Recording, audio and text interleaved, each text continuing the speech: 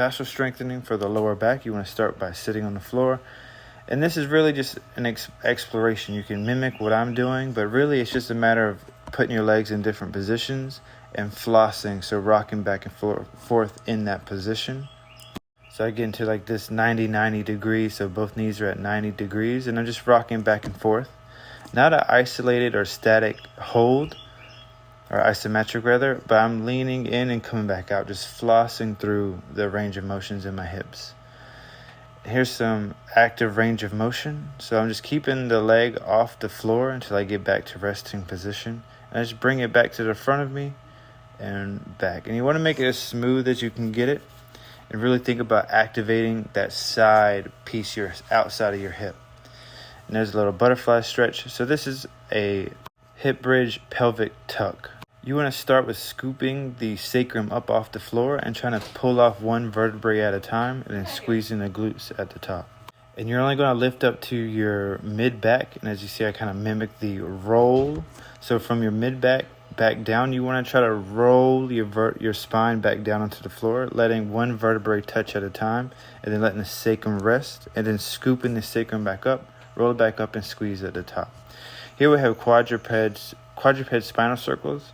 So you're just basically doing a cat-cow and drawing a circle with your torso. Here's another view of it. Just rounding my back and breathing with the motions. Inhale, drop the belly. Exhale, round over. And I'm just drawing a circle with my spine. Next up, tall kneeling rotations. So in the middle, you want to take a deep breath in and exhale as you rotate on each side. My fingers are interlaced behind my head, and I'm just breathing with emotions and trying to twist as much as I possibly can, really wringing out the spine there. And being on the knees kind of keeps the hips in a fixed position. Next up is Jefferson curl. You want to start with the head, and the head's going to remain loose. That's very important. The head remains loose the entire time. And I'm trying to, same thing as a pelvic tuck, I'm trying to stack one vertebrae back up at a time, and then I end up at the head. And just lead with the head, and then lead with the sacrum first, and then followed by the vertebrae when you're coming up. So my head stays loose as I drop down, and the head remains loose and pointing, or just relaxing, looking down as I come all the way up. Last thing to come up is the head. So I'm just rolling, trying to stack one vertebrae up at a time, and then roll all the way through the neck. Next is lateral swing. So it's very simple, very common, basic runners like warm up. I'm just holding on something to keep me stable and letting momentum swing the leg. Then we go right into some standing hip circles. So I'm just basically going through an active range of the hips as far as I can go. So I go up high as I can go, back around. And once I'm lined up with the knee, I go in reverse and back up and around.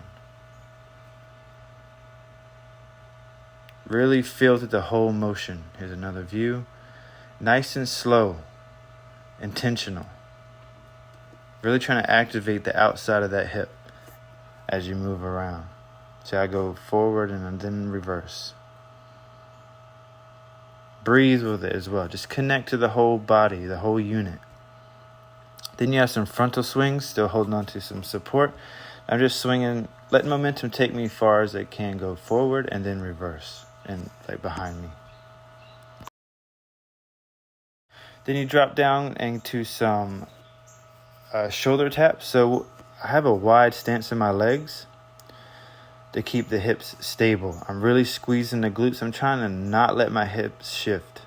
Least hip shift as possible as I tap the shoulder. You want to refrain from this. You want to keep it tight. Like that. Squeeze the glutes is a good cue for that.